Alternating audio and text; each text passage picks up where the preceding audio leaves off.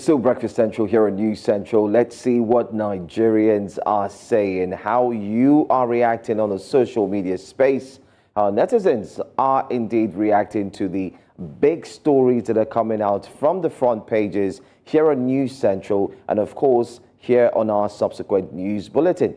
But let's start off with the one that everyone is talking about. Chairman of the Northern Senators Forum, Abdul Ningi, seems not to have his name clear of in the news. Well, guess what? He has indeed cleared the 3 trillion naira budget padding controversy.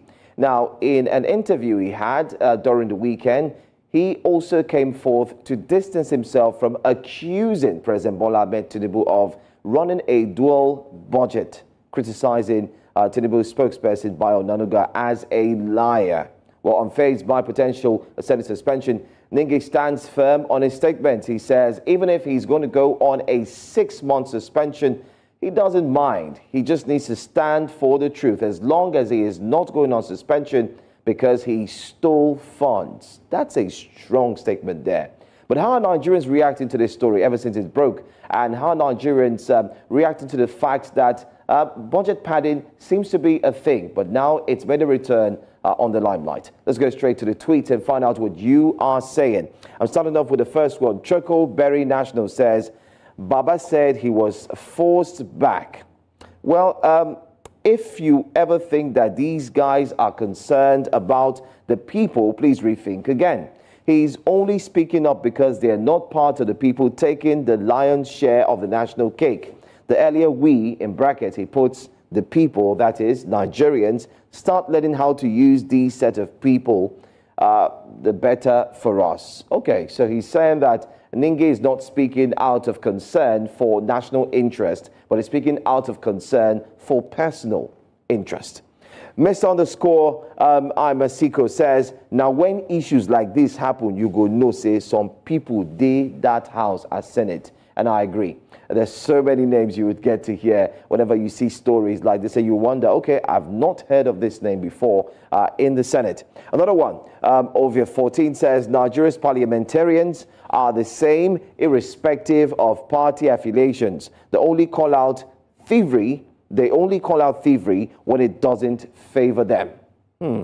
Okay, what do you think? What are your thoughts as well? Do you agree with him? Let's see another tweet very quickly to see what Nigerians are saying concerning this budget padding story. What did you say when budget was being padded annually under Buhari? That's a question that begs for an answer. Did you say anything? And finally, 2024, we are still talking about budget padding and, of course, the disappointed emoji. Like, how? Who's still talking about budget padding in 2024? And come to think of it, countries like UK, the United States, and the likes, many would say, okay, once in a while you do have issues of padding, but are you sure? Do you hear of budget padding in this era, this time, when we're talking about building, massive infrastructure and the likes? But here, we're talking about budget padding in 2024. Anyway, that's it. Let's go to the second story and see how you are reacting. Well, shortly after Nigeria barred health workers from traveling abroad for leave, the UK government followed suit, announcing restrictions on international health and, of course, care workers, preventing them from bringing dependents on work visas. The UK Home Office indeed revealed this on Monday, framing the move as a pivotal part of its strategy for substantial migration reduction. And if you do not know, when the Japa syndrome in quotes was high, everybody was going with their family members. And I bet you too, watching this program, your brother or sister left with their families, especially those in the healthcare sector, not those who went through schooling. But how are Nigerians reacting to this? Well, this one, Daddy Dumininu says, we need to fix Nigeria. It's about time. Because if we fix Nigeria, we don't need to japa.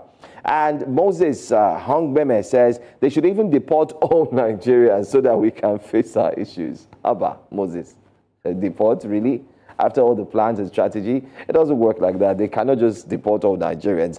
Aeropec says, let's join hands to fix Nigeria. Japa is not going to favor everyone. And I absolutely agree, because regardless of whatever happens, like they say, home is home. And that takes us to the next tweet to see what the other person says reacting to this. He says, I blame mom.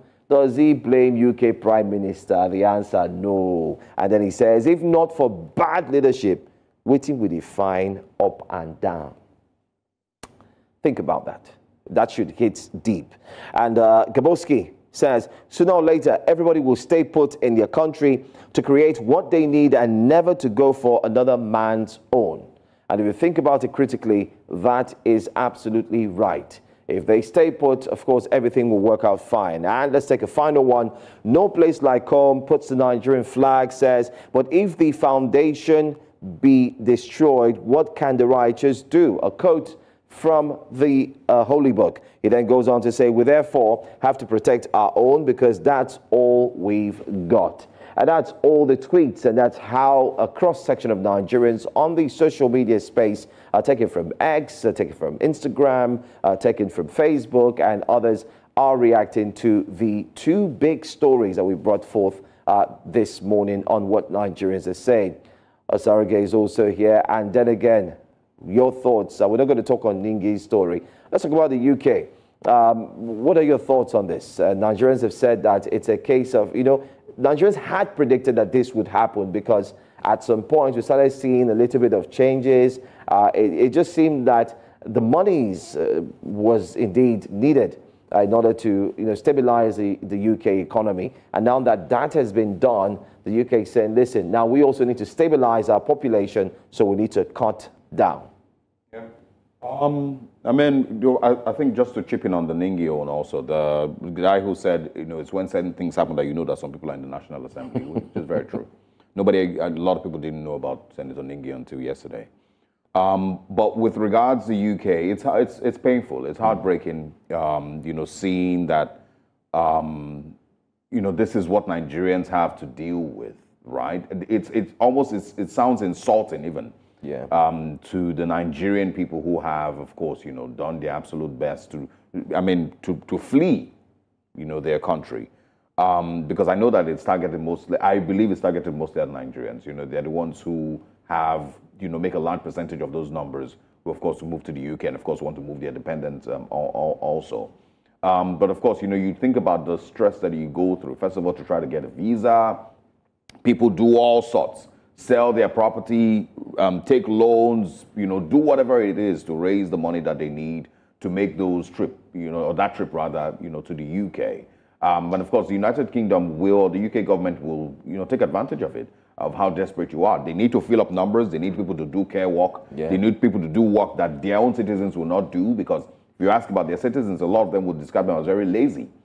They wouldn't do those jobs, so they use you to, to do all those jobs. And when they feel like they've reached a certain quota, they change those laws, make those adjustments in their laws and stop you from coming or stop you from bringing family members. I know that they had a point that the number, I remember a couple of months ago, they had a point that the number of citizens that were coming compared to the citizens or the number of citizens or applications that they were seeing compared to the citizens that were there. I can't remember what it was. Yeah, there was such a variance. Citizens coming in. Exactly, that there was such a variance because it seemed like there was more people coming with dependents than those who actually come into school. I know that they pointed that out, but the fact is, these laws will be adjusted or will be changed when they feel like they've reached a certain quota. Same thing with the Canadian government.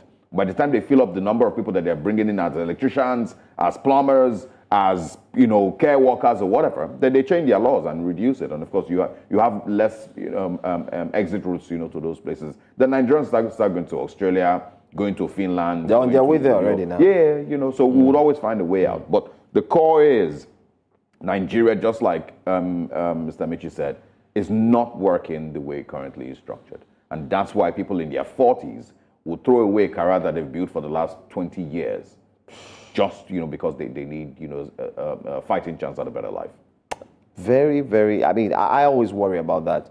After building a life of 20 years, a career, 30 years, a career, family, yes. And then you throw it all away out and go to some very, very cold city in Canada to start all over again.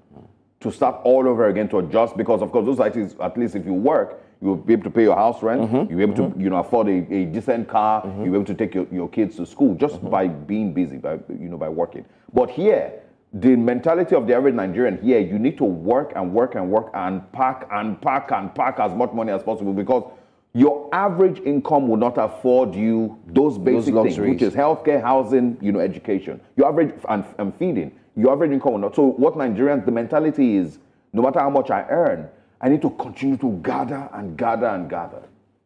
It's painful. Yeah, it's painful. It's painful. Anyway, that's all we're going to take today here on this particular What Nigerians Are Saying.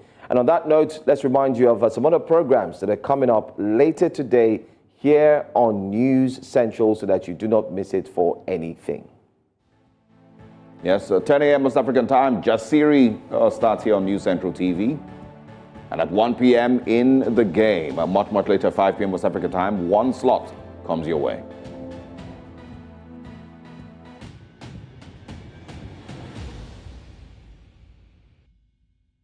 That's all we have for you today on Breakfast Central. It's been fantastic, especially starting off with a conversation from the SANU and NASU going for a warning strike, 7-day warning strike, and the reasons for that. We also did look at the closure of Nigerian borders, how it affects the country, and of course, the African Continental Free Trade Agreement.